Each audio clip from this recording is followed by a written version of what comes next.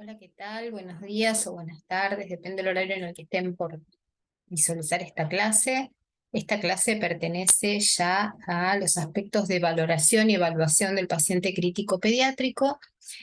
Y en esta primera aproximación que vamos a hacer, nos vamos a referir a la valoración que podemos hacer tanto en la guardia como en un centro de salud, en una institución pública, privada, de especialidad pediátrica o que contemple todas las especialidades y tenga la posibilidad de recibir de alguna manera pacientes pediátricos. Tenga esta institución guardia o no, teniendo en cuenta que siempre puede pasar que estemos trabajando en un servicio de adultos o en un hospital donde no haya guardia pediátrica o todavía no esté habilitada, pero que de todos modos, frente a una situación crítica, la familia siempre va a movilizarse hacia el lugar más cercano, por lo que posiblemente, aún siendo una institución que no tenga internación pediátrica, ni tenga más que por ahí un pequeño espacio en el shock room para atender urgencias, bueno, ustedes se vean desafiados y desafiadas a atender este tipo de pacientes, por lo menos en su valoración inicial.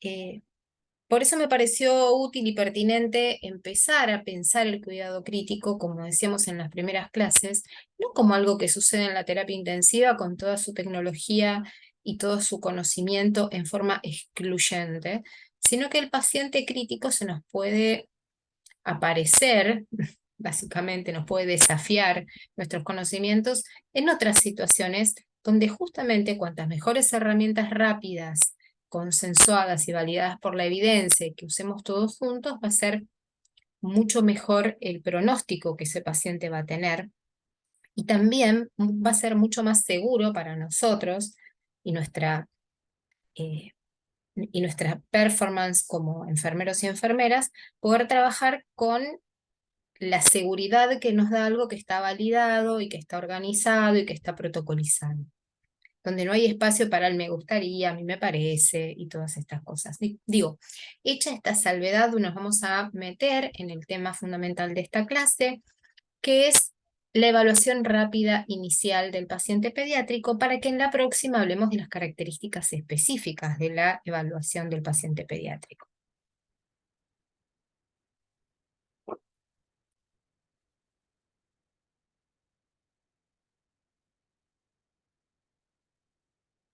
Bien, estoy teniendo problemas para variar con la computadora. Bueno, ¿qué es lo que vamos a hacer? Lo primero que vamos a hacer es vamos a tomar una herramienta de valoración que esté validada, que la hagamos en todas las instituciones y en todas las circunstancias en las cuales se nos presentan estos pacientes, ¿sí? Y una de las herramientas más importantes que tenemos, que no solamente lo usamos en pediatría, sino que también la usamos con los adultos, la usamos con las embarazadas, las usamos en general, es el triage. El triage es justamente el mejor eh, elemento con el que contamos cuando la situación no es uno a uno, no es un consultorio, no es un lugar a donde yo tengo un solo paciente y lo atiendo, sino que tengo que tomar decisiones acerca de los pacientes cuando o son un montón, porque es una situación de víctimas múltiples, o estoy en una guardia bastante concurrida y tengo que decidir a cuáles les voy a dar prioridad y a cuáles voy a poder retrasar la consulta.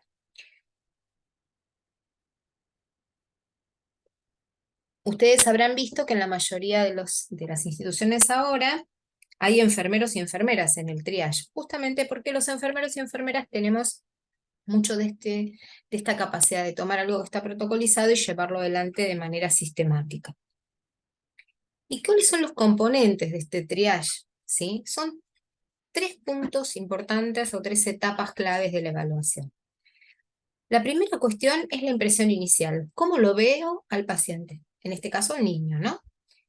¿En qué situación lo veo? Rápidamente, sin utilizar equipos ni tomar ninguna otra decisión. Para eso vamos a utilizar el triángulo de evaluación pediátrica, que una vez que lo aprendan a usar es muy simple. 2ª cuestión, conocer el problema principal o el motivo de consulta. Y esto va a tener que ver con que nos lo refiera quien haya traído el paciente, ¿sí? Siempre decimos que la familia es una fuente de datos secundarios. Sin embargo, en pediatría nos tenemos que acostumbrar que los cuidadores o cuidadoras de los pacientes son nuestra fuente de datos primaria, porque muchas veces se trata de un lactante o se trata de un niño pequeño que no nos puede dar la información sobre su situación clínica actual. Y por último, vamos a hacer la valoración de signos vitales. Es decir, que yo recuerdo que siempre que hablamos, y lo vamos a ver esto también en clase en otro momento, siempre que hablamos de trauma, todo el mundo viene pensando en cómo voy a monitorear al paciente, por ejemplo, ¿no? Y fíjense, es el tercer paso. O sea, hay un montón de cosas que hacer previamente que no requieren equipos, ni que lo sepan manejar, ni que sepan demasiados números. Es simplemente cuál es la impresión inicial. Y de esta impresión inicial que voy a tener con el paciente, va a haber aspectos que tienen un peso más relevante que otros. ¿Sí?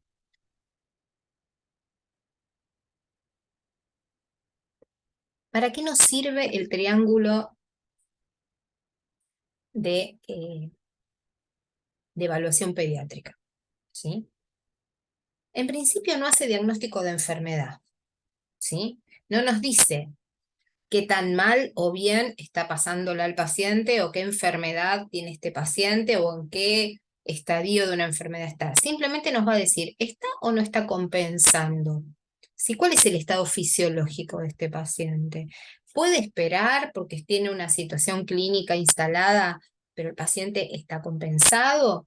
¿O realmente este paciente requiere atención inmediata o porque está descompensado o porque están fallando sus mecanismos y se va a descompensar a la brevedad? Y si ustedes miran en la pantalla, en la clase, ¿no?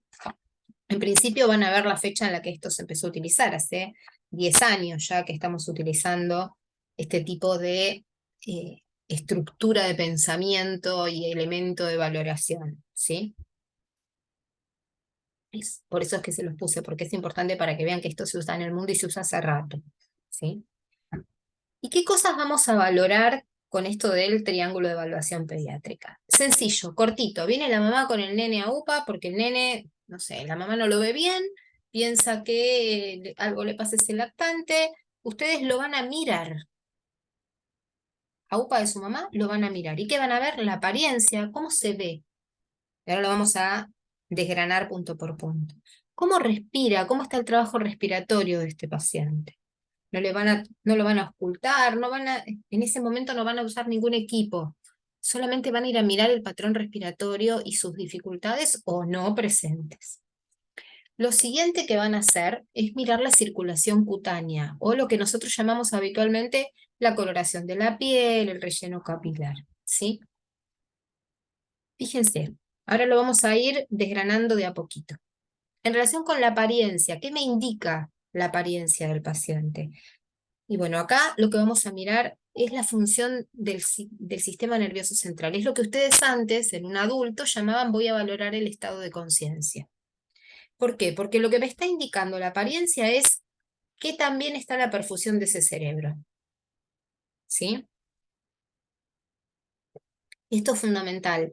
Asocien la apariencia con perfusión cerebral, no con la apariencia de si está deshidratado o si está eh, no sé, normohidratado, si está cianótico. Esto ahora nos está diciendo una mirada general y nos está hablando del estado de conciencia de este paciente. Fundamental poder entender que es difícil evaluar el estado de conciencia de un lactante. Por eso también es sumamente importante la referencia que nos van a hacer sus cuidadores. Pero ¿qué vamos a mirar nosotros? La actitud, ¿sí? Recuerden, un lactante se niega a que se acerquen desconocidos. Generalmente va a poner algún tipo de resistencia, ¿sí? El tono muscular, los pacientes pequeños, los niños, tienen un tono simpático más marcado que los adolescentes y los adultos. Por lo tanto, si ustedes ven un bebé no se encuentra flácido, ni siquiera cuando duerme, no está flácido, está dormido, pero tiene un cierto grado de contracción muscular. Ni hablar si está despierto, el paciente se mueve, el paciente tiene cierto grado de tensión en los músculos, un tono muscular aumentado, ¿sí? Si ese paciente que ustedes van a ver en la actitud les impresiona letárgico, no reactivo, el tono está hipotónico, es decir, hay un tono, una pérdida del tono muscular, hay flacidez o parálisis, ¿sí? El niño cuando se acerca a un extraño tiene que llorar. Ahora, este llanto, si está UPA de sus cuidadores, su mamá, su papá, su tía, quien sea, tiene que poder consolarlo, tiene que poder haber capacidad de consuelo de este llanto. Va a llorar porque ustedes se van a acercar en ambos, pero su familiar directo tiene que poder consolarlo. Si no hay capacidad de consuelo, si el llanto es un llanto incoercible, ¿sí? Que no cede con nada, este llanto nos está hablando de un deterioro de la función neurológica, nos está hablando de que el paciente esté irritable. Sería el equivalente, si ustedes quieren, como para hacer un paralelo que les resulte más fácil, a un anciano con una excitación psicomotriz, por ejemplo, ¿no? Que no entiende nada, que se quiere sacar todo, que se quiere ir del hospital. El seguimiento de la mirada, ¿sí? El paciente tiene que poder mirarlos y seguirlos a ustedes o a sus familiares cuando hablan o cuando se desplazan. Es fundamental, la mirada perdida es un signo de deterioro neurológico. Y el interés por el entorno. Todo esto igual después lo vamos a volver a rechequear, pero es como para que tengamos una primera mirada de qué es lo que el triángulo nos está marcando. Entonces, fíjense, en un abrir y cerrar de ojos miramos un montón, miramos cómo está. Está relajado, está tenso, está conectado, no está conectado con el entorno, llora cuando se acercan los extraños, pero deja de llorar cuando su mamá o su papá lo vacuna, ¿sí? Tiene su tono muscular normal, lo sigue a las personas que son importantes, como por ejemplo su mamá o quien lo haya traído, con la mirada. Bien, si pasa todo eso, estamos diciendo que la perfusión y oxigenación de ese cerebro no está comprometida. Si alguna de estas cosas se altera, es un puntito a pensar que por alguna cuestión ese cerebro no está oxigenando bien. Punto siguiente, no estamos haciendo ningún diagnóstico, solo estamos diciendo no está oxigenando bien o no está perfundiendo bien o no está bien la función de este sistema nervioso central, que podría ser por otras causas. Por ejemplo, el paciente se pudo haber intoxicado con monóxido de carbono y hasta que no hagamos una anamnesis no vamos a saber de dónde viene esto, ¿sí? Nuestra primera mirada es algo falla con el sistema nervioso central. Segundo punto a tener en cuenta, la circulación, ¿sí? ¿Qué indica la circulación en este caso? ¿Vamos a hablar del gasto cardíaco? ¿Vamos a hablar de cómo está el corazón? No, lo que vamos a evaluar en esta primera mirada es la circulación periférica.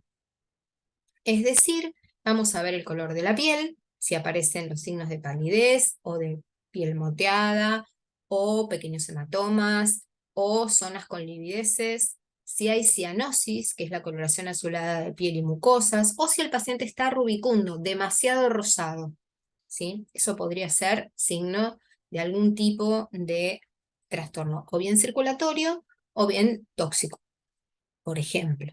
¿Sí? El paciente que se intoxica, volvamos al ejemplo, el paciente que se intoxica con monóxido de carbono aparece rosa rubicundo, ¿sí?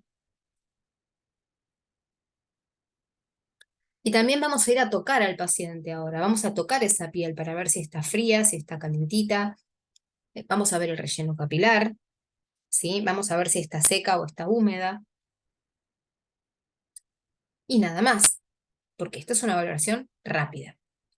Luego vamos a la parte de trabajo respiratorio, ¿sí? Indica rápidamente si el aire entra, oxigena y sale y ventila, ¿sí? Es decir, nos habla de la oxigenación y de la ventilación. Para eso, ¿qué tiene que pasar? La vía aérea tiene que estar permeable. Es decir, que no tendríamos que tener ruidos agregados. Debería ser una respiración audible, pero sin ruidos agregados. ¿Y ahí qué vamos a buscar? ¿Cuál es la postura del paciente? ¿El paciente necesita estar sentado o necesita estirar el cuello, elevar los hombros para respirar? ¿O está relajado respirando como ustedes en su casa sentados ahora? O cualquier niño que ustedes ven en el cochecito respirando tranquilo. Ni hablar si es un niño en edad escolar, si se necesita quedarse sentado, si necesita abrir los brazos, ¿sí? Si hay ruidos respiratorios audibles agregados, como podrían ser sibilancias, estridor, si hay tiraje, Tienen que descubrir el tórax del paciente, mirar si hay tiraje subcostal, intercostal, si se elevan las clavículas, ¿sí? Si el paciente eleva los hombros, si hay aleteo nasal, ¿sí? El aleteo nasal se mueven, hacen como un flapping chiquitito las narinas. Esto es porque el paciente intenta llevar a mayor volumen corriente la respiración normal, está forzándola, está haciendo fuerza. Cuando ustedes saben, la respiración normal es una respiración que no consume energía ni oxígeno, ¿sí? Entonces, cuando aparece el trabajo respiratorio, el paciente está consumiendo su propio oxígeno para el uso de la musculatura y la respiración, cosa que no debe hacer, porque en condiciones normales no consumimos oxígeno para respirar. Discúlpenme que se me movió. Ahí está. Y por supuesto, como decíamos en medio interno en las clases anteriores también, la taquipnea siempre nos está alertando de que podemos estar frente o bien a una alteración eh, del parénquima pulmonar propiamente dicho, o bien a una alteración del medio interno o cualquier otra patología que haga que el paciente necesite incrementar la frecuencia respiratoria, ¿sí? Que no es lo mismo que incrementar el trabajo respiratorio. No puede tener aumentada la frecuencia y no tener aumentado el trabajo, ¿sí? Es decir, puedo tener una respiración rápida y superficial, pero no estoy usando los músculos accesorios, no estoy aleteando, no tengo tiraje, no estoy en ortopnea, ¿sí? O puedo tener las dos cosas y ya ahí es un punto extra. Vamos a ver después cómo se establece la puntuación de esto. Pero lo que más me importa es que puedan tener esto así como un pantallazo sencillo, porque esto mismo lo pueden llevar a la práctica rápidamente y en cuestión de un par de minutos, con toda la furia, el paciente está clasificado como, ¿lo tenemos que ver ahora o puede esperar? Ahora vamos a desglosar un poquitito qué preguntas, ¿no? O qué cosas nos tenemos que plantear. Más que nada, para que ustedes después esta puntuación les sirva como resumen de qué es lo que sí o sí tienen que tener en cuenta, ¿sí? Porque, por ejemplo, una pregunta de examen podría ser ¿cuáles son las variables que toma en cuenta el triángulo de evaluación pediátrica? O describa las variables del triángulo de evaluación pediátrica. Entonces te hacen el dibujito o mentalmente o lo ponen por escrito o seleccionan, si es opción múltiple, cuáles son sus componentes. Y después puede haber preguntas que digan, bueno, ¿cómo desgranamos estos componentes en función de cuáles son los observables? ¿Sí? ¿Qué es lo que vamos a ir a mirar específicamente? Y acá lo tenemos un poquito más resuelto. Debemos preguntarnos si el niño tiene un tono muscular normal, ¿sí? Es lo que yo les decía, un paciente que se niega a ser evaluado, ¿sí? Excepto que el paciente ya tenga un deterioro motor previo, ¿sí? Por favor, el paciente puede tener una parálisis previa de un lado del cuerpo, una hemiparesia, o de un miembro, o tener dificultades neurológicas previas. Pregunten esto, obviamente, ¿sí? La reactividad, ¿sí? Responde a estímulos, o sea, si yo voy con algo, me lo manotea para llevárselo, o se enoja si no se lo doy, se enoja si me acerco, ¿sí? Lo del consuelo, que les decía antes, lo habitual, lo normal, lo esperable como conducta, porque la palabra normal no me gusta, lo esperable como conducta del niño, del lactante, es que encuentre refugio con sus cuidadores, es decir, que se lo consuele la gente que lo quiere y que es querida por el niño, ¿no? Lo mismo la mirada, tiene que poder establecer rápidamente la mirada contenedora con su familia, ¿sí? Si es una mirada perdida, salvo que el paciente tenga algún trastorno en particular, es signo de que algo está pasando, ¿sí? Lo mismo el lenguaje o el llanto, ¿no? Tendremos que ver si es un niño, si puede hablar, si el habla es entendible, salvo que tenga dificultades motoras del lenguaje o cognitivas del lenguaje previas, que para eso va a haber un cuidador o cuidadora que nos lo va a explicar. Lo que nosotros vamos a ver es, por ejemplo, el habla entrecortada, la imposibilidad de hablar porque no puede respirar y hablar al mismo tiempo, ¿sí? O tiene problemas para establecer un discurso acorde con varias palabras o una frase entera, depende de la edad, ¿sí? O si es un lactante que tenga ese llanto tipo quejido, ¿sí? Que habla de que el paciente está agotado. Esto es sumamente importante a tener en cuenta. Van a tener que abusar también sus conocimientos de crecimiento y desarrollo para poder ver esto, porque claramente no es lo mismo evaluar el contenido de la conciencia a través del lenguaje con un preadolescente que darnos cuenta del contenido de la conciencia con un lactante que todavía no accedió al lenguaje articulado. Es más difícil, ahí nos vamos a tener que manejar con las respuestas globales y con el llanto. Por ahí muchas de estas cosas que yo les digo ya las vieron muchas veces, pero acá como que las traemos todas para volver a repasarlas.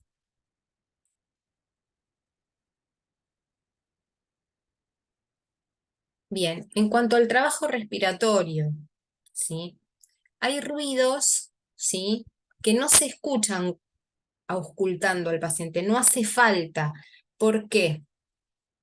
Porque no dependen exclusivamente de cómo está el parénquima pulmonar. Vamos a hacer un breve insert de algo que es importante acá y que lo vamos a retomar en valoración general del paciente pediátrico, ya no en el triage, ¿sí? Pero quiero hacer un insert chiquitito acá para que no queden dudas. Una cosa es auscultar a un paciente para hacer un diagnóstico de patología respiratoria, que de eso se va a ocupar quien corresponda ocuparse, y otra cosa es chequear la permeabilidad de la vía aérea, tanto intra como extratorácica. ¿Qué significa esto? Primero, lo que primero vamos a hacer es que vamos a dividir la vía aérea en dos grandes espacios, la vía aérea superior y la vía aérea inferior, perdón. La vía aérea superior es la vía aérea extratorácica, ¿sí? Es hasta la bifurcación de los bronquiofuentes que están dentro del pulmón, ¿sí? O sea, vamos a escuchar hasta la tráquea del paciente. Y la vía aérea inferior, por eso me salió interior, es todo el sistema respiratorio de conducción y de intercambio gaseoso que está dentro del pulmón, ¿sí? Cuando hablamos de dificultades con la vía aérea superior o la vía aérea extratorácica, lo más probable, ¿sí? Es que estos ruidos que nos aparezcan, ¿sí? Tengan que ver con la dificultad para entrar el aire. Que el paciente tenga un cuerpo extraño, que el paciente tenga secreciones, que el paciente tenga un tumor que le comprime el cuello, que el paciente tenga un edema, ¿sí? De tejidos blandos, que el paciente esté inconsciente y la lengua protruya hacia atrás, que es la primera causa de obstrucción de la vía aérea en paciente inconsciente, ¿sí? Todo esto se va a caracterizar por escuchar ruidos húmedos, como si el paciente estuviera gruñendo, dicen en la bibliografía. En realidad, lo que escuchamos muchas veces es como si fuera que estamos tratando de pasar, de purgar una cañería, por ejemplo, de agua y está pasando aire. Se escucha como un ruido, este estridor no se los podría inventar porque tengo la vía aérea permeable, claramente, pero una vez que lo escuchan se dan cuenta, es bien, bien inspiratorio, es un ruido grave, es seco, ¿sí? Y si lo escuchamos, no podemos seguir acá. Tenemos que parar, reposicionar al paciente, buscar la permeabilidad de la vía aérea, porque si nos quedamos sin permeabilidad de la vía aérea, nos quedamos sin paciente. Es decir, si aparecen estos ruidos patológicos de estas características, que el aire no puede entrar o no pueda salir, tenemos que actuar a la par que evaluamos, ¿sí? Hay otras cosas que las podemos dejar para que se hagan después. Esto no, es el ABC de la evaluación del paciente. Por más que estemos en el triángulo de evaluación pediátrica, donde la mirada es rápida, si nos aparece un deterioro de la entrada o salida de aire, estamos en un problema serio, ¿sí? Entonces, gruñidos, ronquera, estridor, disfonía, habla entrecortada, que el paciente quiera hablar y no pueda, ¿sí? Que se sienta como que tiene que cortar para seguir hablando. Todo esto nos habla de algún tipo de edema o de obstrucción mecánica intrínseca o extrínseca de la vía aérea superior. Cuando tenemos problemas con la vía aérea intratorácica o vía aérea inferior, la mayoría de las veces lo vamos a escuchar en la exhalación. Y acá aparecen el quejido y las sibilancias. Las sibilancias, por ahí ustedes están más acostumbrados a escucharlas porque conocen a alguien que haya tenido un broncoespasmo y que le dicen silba como un gatito, ¿sí? En cuanto al quejido, el quejido es algo que uno hace, los adultos también lo hacemos, pero los niños es más marcado, cuando lo que hacemos es, estando el aire dentro de los pulmones, hacemos un cierre prematuro de la glotis, es decir, hacemos como un cierre anterior, ¿sí? ¿Para qué? Para mantener los alvéolos abiertos. Cuando veamos ventilación mecánica, vamos a ver qué es esto de cerrar prematuramente la glotis y mantener más tiempo los alvéolos abiertos. ¿Qué pasa? El aire que sale va a salir haciendo un ruido como finito. Si el estridor es un ruido más seco, más sordo, más grave, las sibilancias y los quejidos son ruidos finos, son ruidos aguditos. Yo siempre digo, como cuando éramos chicos y agarrábamos un globo, lo inflábamos y después le apretábamos la salida y hacía ese ruido espantoso que molestaba a la tía Mabel. Bueno, así. Son como dos grandes ruidos importantes y sobre esos dos grandes ruidos hay que actuar rápidamente, independientemente de que estemos observando al paciente en su mecánica respiratoria para ver su trabajo respiratorio, ¿sí? Acá estamos mirando el tórax del paciente y estamos escuchando sin el estetoscopio todavía qué ruidos agregados puede tener este paciente. Para actuar rápidamente, ¿sí? Los ruidos agregados en una vía aérea que parece que no está permeable o que está al borde de no estarlo, revisten mayor urgencia que un paciente que está con trabajo respiratorio, pero con una entrada y salida de aire todavía conservada en términos de normalidad.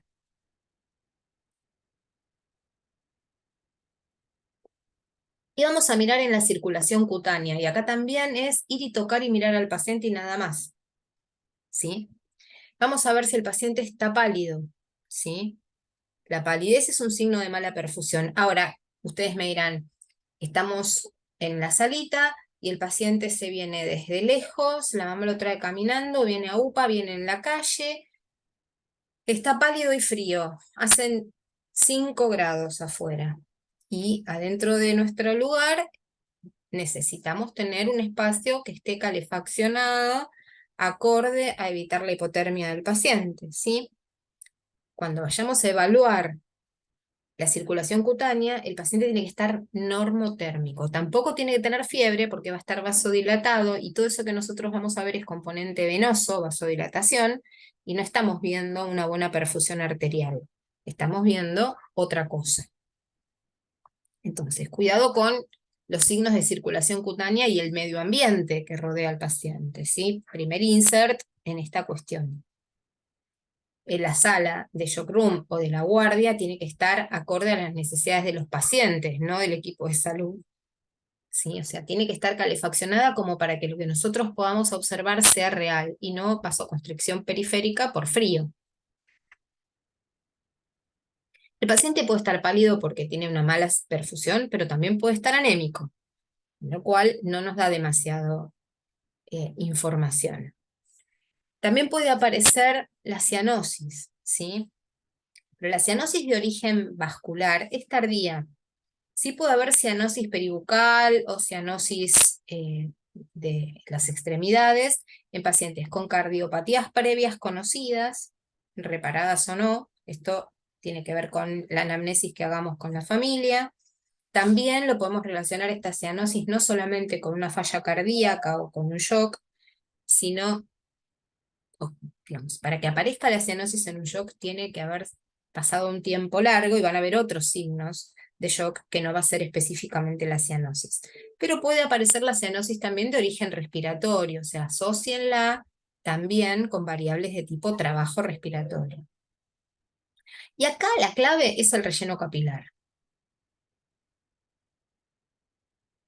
¿Por qué? Porque si los capilares están mal perfundidos y vasocontraídos, quiere decir que la sangre se está derivando a órganos nobles, como el corazón, el cerebro, los riñones. Entonces, si nosotros tenemos un relleno capilar enlentecido, algo está pasando con la circulación de este paciente, ¿sí? ¿Cómo vamos a tomar el relleno capilar? Esto es sumamente importante. En principio lo vamos a tomar con el paciente normotérmico, no con un paciente que esté frío. Porque si tomamos el relleno capilar en un paciente que esté frío, nos va a dar mucho más que 2 segundos, que es el punto de corte para pensar en que está normal o no. Primera cuestión. Segunda cuestión, no vamos a tomar el relleno capilar del bebé, perdón, si estuvo a UPA de la mamá con el bracito para abajo. Vamos a colocar el miembro superior donde vamos a tomar el relleno capilar, por ejemplo, a la altura del tórax del paciente, para que realmente lo que nosotros estemos valorando sea la perfusión arterial capilar y no éstasis venoso porque estuvo con el brazo para abajo o el piecito para abajo. Lo mejor es acostar al paciente si su mecánica respiratoria se lo permite y si puede dejarse acostar y evaluarlo en decúbito supino. Si no es así, lo que hay que hacer es elevar el miembro del paciente, el miembro superior, a la altura del tórax, de su corazoncito. ¿Sí? Para evitar esto, para evitar, vuelvo sobre mis pasos para que quede claro. Si nosotros tomamos el relleno capilar de alguien que tuvo los miembros hacia abajo, pie o brazo, o mano, no importa, lo que vamos a registrar es éstasis venosa, es decir, toda esa sangre de capacitancia venosa que está en los miembros inferiores o en los miembros superiores y están hacia abajo. Y esto nos va a dar una falsa idea de perfusión. El relleno capilar implica que ustedes aprieten el dedo, lo vean ponerse blanquito, lo vuelvan a soltar, lo miren durante el tiempo en que demora en ponerse rosita y se tiene que volver a poner rosado por lo menos en 2 segundos o menos. Si se pone rosado en más de 2 segundos en paciente normotérmico y bajo las condiciones en las cuales se debe realizar el relleno capilar, estamos hablando de una caída de la perfusión periférica. ¿Por qué se causa? ¿Por qué se produce esto? Porque hay vasoconstricción periférica. ¿Y por qué hay vasoconstricción periférica? Porque la sangre es derivada a los órganos vitales y no a la piel, que en este momento flaco favor le haría perfundir los brazos cuando necesito perfundir el corazón. ¿Sí?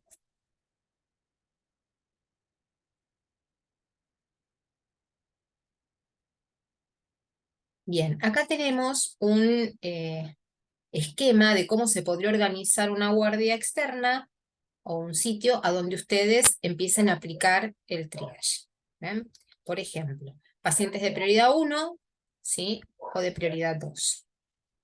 Por ejemplo, si tiene 2 lados afectados, un lado afectado o 3 lados afectados. Es decir, ustedes ven al paciente, tiene solo un lado afectado pero está estable, puede esperar. ¿Sí? Tiene 2 lados afectados, tiene prioridad 2, es decir, ya lo vamos a monitorear, si es necesario vamos a administrar oxígeno, vamos a pedir ayuda, ¿sí? Que venga el pediatra o la pediatra de la guardia a verlo, si hay kinesiología, que venga si lo que estamos viendo es una alteración respiratoria, ¿sí? Para hacer una evaluación, si es necesario en ese caso medicaremos al paciente con las drogas que se utilizan en la crisis asmática, si lo que tiene es un broncoespasmo, o si es necesario darle un antitérmico, se le dará un antitérmico según cómo esté protocolizada la guardia. Si el paciente tiene 3 lados afectados, es prioridad 1, ¿sí? Es decir, hay que llevarlo a un box donde se pueda hacer RCP, donde yo tenga todas las herramientas necesarias si necesito digamos, invadir ese paciente. Vamos a iniciar la apertura de la vía aérea o el reposicionamiento de la vía aérea para ver si ese paciente necesita o no sostenerle la vía aérea permeable, a lo mejor con solamente hacer una aspiración de secreciones o permeabilizar la vía aérea posicionándola diferente, el paciente puede recuperar su mecánica respiratoria normal o no. le administraremos oxígeno tal vez a mayores concentraciones, le vamos a poner un monitor, por lo menos un monitor de frecuencia cardíaca y saturometría para saber a dónde estamos parados, ¿sí? Monitorización va a ser una clase que vamos a ver a posteriori de estas. Y una vía venosa periférica hasta que veamos qué es lo que este paciente necesita, si va a necesitar algún tipo de tratamiento farmacológico con líquidos, transfusiones, lo que vaya a hacer que el paciente necesite según la segunda evaluación que se le haga. Vale decir que fíjense todas las herramientas que nos permite este triángulo de evaluación pediátrica. Y luego, cada uno de los lados van a disgregarse otras variables a tener en cuenta, ¿no? Que es lo que llamamos valoración dirigida, ¿sí? O la segunda parte que decíamos motivo de consulta o motivo de internación o la situación que ese paciente está atravesando en ese momento, ¿sí? Bueno, ¿qué tengo? Tengo que ver si hay dolor, el grado de hidratación. Ahora sí voy a mirar los pulsos periféricos, la piel, una valoración psiquiátrica si es necesaria, ¿sí? Tomar los signos vitales si esto es importante en estos pacientes y si se puede hacer, porque imagínense intentar tomarle los signos vitales, frecuencia cardíaca, frecuencia respiratoria y tensión arterial a un paciente que está taquicárdico, taquipneico y llorando, ¿sí? Quizás no es el mejor momento, y a partir de todas estas cuestiones y las modificaciones que se vayan pasando, se le asignará la prioridad, pero ya teniendo 2 lados afectados o 3 lados afectados, el paciente se va a quedar en el área de shock room, con más intensa o menos intensa monitorización, tanto humana como de equipos.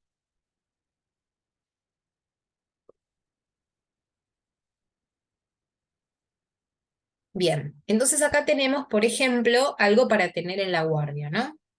Tengo el dibujito del triángulo y entonces digo, ¿dónde voy a poner a los pacientes? ¿En qué situación? ¿No? Nivel 1, tiene 3 lados del triángulo alterado. Listo, al shock room se lo monitorea, se deriva, lo atiende personal calificado, ¿sí? Y se hacen intervenciones. 2 lados del triángulo, ¿sí? Nivel 2, se queda con nosotros en el shock room, pero la intensidad terapéutica por ahí es menor y los tiempos son un poquito más largos. Lo mismo que si tiene alterado un lado del triángulo, pero ese lado del triángulo no le permite estar estable al paciente. Si este paciente tiene un solo lado del triángulo alterado, pero está estable, puede esperar en caso de que estemos viendo pacientes que tienen el nivel 1 o el nivel 2, puede esperar un rato. El nivel 4 y nivel 5 implican que no tienen ningún lado alterado y estos pacientes pueden esperar en la guardia como si fuera un consultorio extendido, digamos. O si estuviéramos en una situación de víctimas múltiples, son aquellos que se quedan esperando solamente para que evaluemos que se podrían descompensar en algún momento, ¿sí? Por ejemplo, nivel 4, nivel 5, paciente que llega a la guardia porque tuvo fiebre anoche. En este momento clínicamente no estamos manifestando nada, por ejemplo. O tuvo una convulsión en la casa, se dio esa convulsión, pero está con nosotros. No tiene ningún lado alterado, pero se tiene que quedar porque en cualquier momento podría volver a tener otra convulsión. Otra situación posible. El paciente es un epiléptico, es un convulsivo habitual, ¿sí? Un lactante convulsivo habitual, y la mamá o el papá quien lo trae dice, yo ya le hice todo el tratamiento en mi casa con todas las cosas que tengo para cuando tiene una convulsión. El paciente llega, pero llega somnoliento, ¿sí? En estado posictal, postconvulsivo. Bueno, ese paciente tiene un lado del triángulo afectado, que es la apariencia. Ese paciente podría en cualquier momento volver a convulsivar, pero además de que podría volver a convulsivar, podría alterar el lado del trabajo respiratorio porque podría no ser capaz de sostener la vía aérea en forma independiente. Entonces se va a quedar con nosotros, va a tener 2 lados del triángulo alterado, a pesar de que el de la convulsión ya salió en su casa, lo cual no quiere decir que no la pueda repetir con nosotros, pero podría hacer alteraciones asociadas al tratamiento de la convulsión en la casa. Quiero ponerles estos ejemplos que son sencillos, pero que son pacientes críticos. Los pacientes epilépticos son pacientes complejos, ¿sí? Que pueden hacer un montón de sintomatología asociada tanto a su descarga anómala, que es la convulsión, como al tratamiento de la convulsión.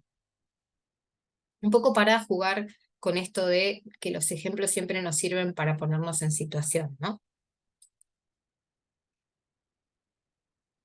Bien, acá tenemos lo mismo, a cada nivel se le adhiere, digamos, en la sistemática, se lo clasifica, se lo pone en un nivel y ese nivel implica dónde lo vamos a llevar, nada más. Esto es lo que les estoy mostrando, sala de reanimación, que podría ser el shock room, box de observación, a veces lo llaman hospital de día, a veces lo llaman sala de observación, ¿sí? Y el resto se queda en la sala de espera, donde, por supuesto, tiene acceso rápido a que ante cualquier descompensación haya alguien que lo evalúe rápidamente. Bien. Hay un punto que tiene que ver con lo que decíamos, cuál es el motivo de consulta o el problema principal del paciente, ¿sí? El dolor siempre es prioritario. O como decían mis maestros hace muchos años, el único dolor bien tolerado es el ajeno, ¿sí? Entonces, el dolor siempre es prioritario. Calmar el dolor del paciente, sea un niño o sea un adulto, siempre es prioritario, ¿sí? Pero para poder hacerlo vamos a utilizar una escala de evaluación de dolor que sea correspondiente a la edad del paciente, ¿sí?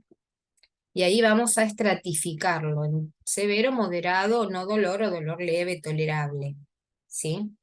No, no poder calmar el dolor del paciente es una falla de órgano. El dolor, y en especial en los pacientes pediátricos pequeños, el dolor aumenta el consumo metabólico de oxígeno, que ya de por sí es el doble del consumo metabólico del adulto. Aumenta el uso de las reservas energéticas, es decir, que el paciente va a consumir oxígeno, glucosa, ¿sí? Modifica la tensión arterial, modifica la frecuencia cardíaca, modifica la frecuencia respiratoria, agota al paciente. No podemos valorar el estado de conciencia de un paciente que está en un grito de dolor o con un dolor que es para el paciente inmanejable. Es decir, primero vamos a tener que hacer algo con ese dolor y luego vamos a reevaluar nuevamente al paciente mientras estamos actuando en función del dolor. ¿Por qué? Porque el triángulo de evaluación pediátrica implica evaluar y actuar y reevaluar permanentemente. Es decir, evaluamos, tomamos decisiones, reevaluamos el resultado de esas decisiones que tomamos y seguimos evaluando al paciente. El último punto, no sé si se acuerdan, era la toma de los signos vitales o constantes vitales, ¿sí? Y aquí nos vamos a manejar con el motivo de consulta. Ya estamos en una etapa secundaria, no estamos en la urgencia de evaluar qué es lo que está pasando, ya sabemos qué es lo que está pasando, ¿sí? Y entonces lo que vamos a tener que hacer es seleccionar qué signos vitales vamos a evaluar y cuáles son posibles de evaluar también. Si un paciente, por ejemplo, tiene un año y llega con 180 de frecuencia cardíaca, ustedes, salvo que tengan un tensiómetro electrónico en el servicio con un manguito que cubra 2/3 del miembro del paciente, no van a poder tomar la tensión arterial con un estetoscopio nunca, porque con 180, 200 de frecuencia cardíaca es imposible escuchar los ruidos.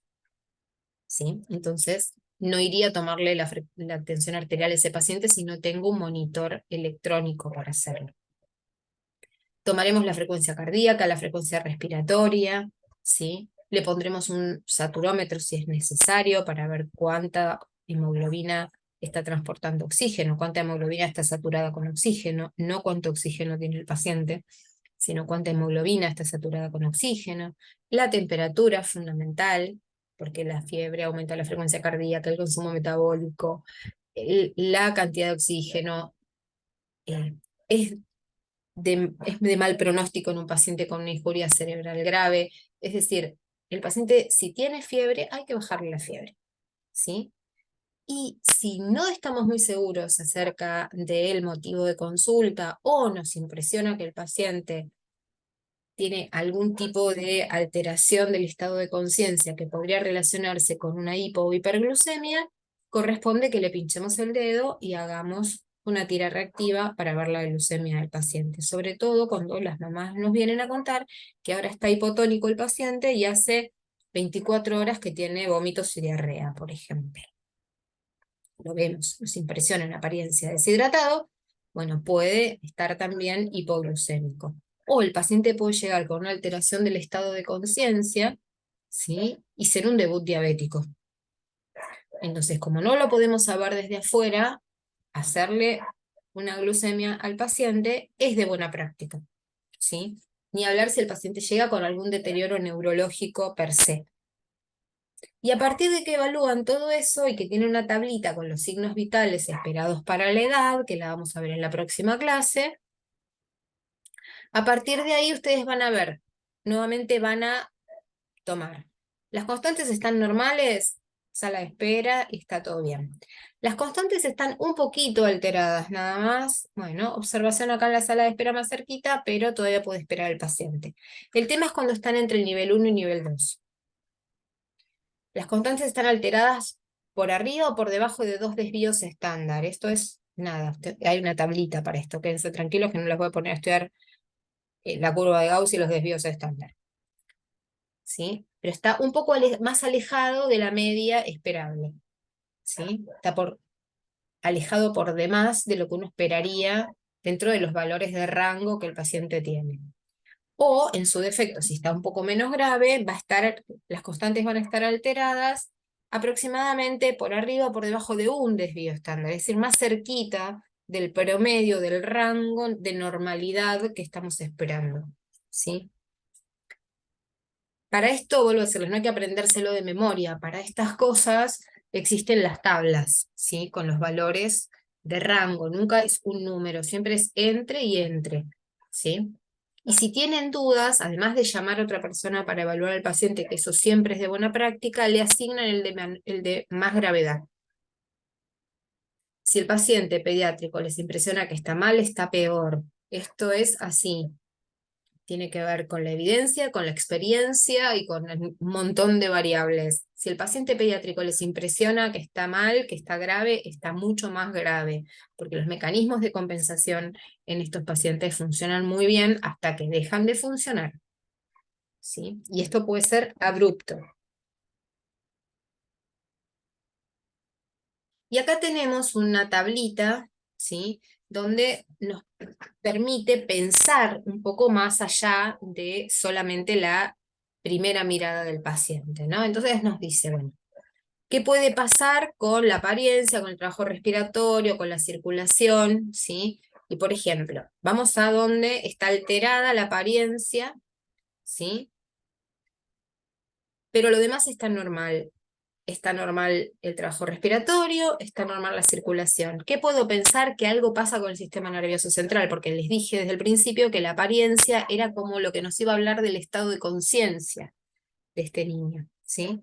¿Y qué puede pasar? Fíjense, hipoglucemia, intoxicaciones, no sabemos qué tomó o qué le hizo daño o a qué se expuso, ¿sí? Acá no vamos a señalar con el dedo ni si tomó un tecito, si no tomó el tecito, no importa, es algo a lo que se pudo haber expuesto, inclusive a nivel ambiental, ¿sí? Que haya tenido una lesión cerebral, desde un trauma hasta una isquemia o un sangrado, ¿sí? O una infección del sistema nervioso central. Una infección severa, una sepsis, ¿sí? Una infección generalizada nos puede dar la apariencia alterada, probablemente nos dé más clínica que tener el trabajo respiratorio y la circulación cutánea normales, pero en una primera etapa de compensación podría aparecer como no visiblemente descompensado. Vamos a buscar otro en el montón. A ver, por ejemplo, tenemos la apariencia alterada, tenemos el trabajo respiratorio alterado y tenemos la circulación cutánea normal. Bueno, ahí tenemos una falla respiratoria propiamente dicha, ¿sí? Bien respiratoria. Y ahí tenemos que ir a auscultar al paciente, ir a ver la saturometría, si es necesario se le pedirá una placa, pero podemos pensar que hay broncoespasmo, o sea, dificultades para la salida de aire, laringitis, componente de la vía aérea superior, neumonía, que es una infección en el parénquima pulmonar, ¿sí?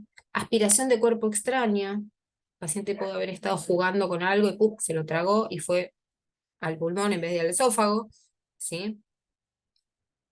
U cualquier otra situación en la cual se comprometa directamente tanto el parénquima pulmonar como la vía aérea. ¿Ven cómo uno va? No les voy a ir uno por uno leyéndoselos porque esto lo leen ustedes, pero ven cómo ustedes pueden ir viendo diferentes situaciones. Ahora me quiero quedar 2 minutos en la última de todas, que dice que si está alterada la apariencia, el trabajo respiratorio y la circulación cutánea, el estado fisiológico es el fallo cardiopulmonar. Y si hay fallo cardiopulmonar, el paciente en breve lo van a estar reanimando, van a estar haciendo RCP porque el paciente va a hacer un paro cardiorrespiratorio. Esto es importante tenerlo en cuenta. La mayoría de las paradas cardíacas en lactantes y niños pequeños hasta la adolescencia, sin patología cardiovascular previa, sin patología cardíaca previa, son secundarias a la disfunción respiratoria, a la insuficiencia respiratoria o al paro respiratorio. Es decir, que vayamos a evaluar la función respiratoria porque nos va a dar muchas pautas de qué es lo que se viene, ¿sí? Pero si está alterado el estado de conciencia, el paciente está letárgico, no reactivo, tiene o una dificultad respiratoria severa o una bradipnea, una frecuencia respiratoria muy baja, y tiene la circulación cutánea está pálido, el relleno capilar está enlentecido y no podemos palparle los pulsos periféricos, el paciente está en paro, ¿sí? Hasta que alguien nos demuestre lo contrario. Ya en alguna clase vamos a ver RCP, pero este paciente hay que iniciarle maniobras de resucitación, porque después cuando veamos que no tenemos pulso palpable en forma periférica, vamos a ir a buscar los pulsos centrales. Y si no tengo pulsos centrales palpables, el paciente está en paro, aunque el monitor me marque cualquier cosa. Entre una situación en la cual está normal, normal, normal, ¿sí? Y alterado, alterado, alterado, como verán, hay un cuadro de situaciones. Y del otro lado tienen actuaciones prioritarias, qué hacer frente a cada uno de estos estados fisiológicos, ¿sí? Siempre es monitorear, siempre es colocar un acceso venoso, tomar muestra de estado ácido base y de ionograma y hemograma para saber dónde estamos parados con el paciente, controlar la glucemia del paciente, colocar oxígeno, ¿sí? Después puede haber otras intervenciones más, ¿no? Pero esas son como prioritarias. Después le vamos sumando cosas que nos va diciendo el paciente, la clínica del paciente, qué es lo que está pasando. Pero fundamentalmente, si lo que vamos a evaluar en el triángulo es aspecto, trabajo respiratorio y circulación, lo siguiente que tenemos que hacer es monitorear la función neurológica, la función respiratoria y la función circulatoria. ¿Cómo lo vamos a hacer? Con el estado de conciencia, la glucemia, la administración de oxígeno, porque ese cerebro necesita que le demos más oxígeno, por si se está consumiendo más. Vamos a necesitar tener un laboratorio para saber de dónde es el origen posible de todo esto que está pasando. Le vamos a colocar un monitor cardíaco si tenemos, y si no tenemos, le vamos a colocar un oxímetro de pulso, ¿sí? Con un sensor acorde al tamaño del paciente para saber cómo está actuando esta hemoglobina, que debería estar en un 95% más saturada con oxígeno, y nos va a marcar una tendencia, ¿sí? De esto, y nos va a dar a la par la frecuencia cardíaca del paciente, ¿sí? Recuerden la tendencia que tienen los pacientes a cuando son más chiquitos, más altos son los registros de frecuencia cardíaca, ¿sí? Y más baja es la tensión arterial. De todo ese monitoreo vamos a hablar en otras clases, pero quiero redondear cuáles serían los objetivos de evaluar todo esto y actuar al mismo tiempo. Y luego que actué, que le puse oxígeno, que le corregí la glucosa, o me di cuenta que no era un problema con la glucemia, reposicioné la vía aérea, lo puse cómodo al paciente para que respire, le hice broncodilatadores si eran necesarios, evalué la circulación periférica y además ahora tengo suerte y la mamá me dice, hace un montón de horas que no hace pis, pero le voy a cambiar el pañal porque hizo pis. O sea que hubo diuresis. Si hay diuresis quiere decir que hay un gasto cardíaco conservado, así que no hay una pérdida tan grande de líquidos. Entonces voy evaluando de nuevo con este triángulo, a ver si hay algún lado del triángulo que permanece alterado o si se fueron compensando todas estas situaciones, como para decidir, bueno, ahora puedo ir y hacer otras cosas, este paciente puede esperar, o tenemos que seguir reanimando o avanzando en una terapéutica más específica y más invasiva. Inclusive si tengo la suerte de tener una terapia intensiva o una terapia intermedia, si necesito llevarlo a terapia intensiva o terapia intermedia porque este paciente será ventilado o invadido.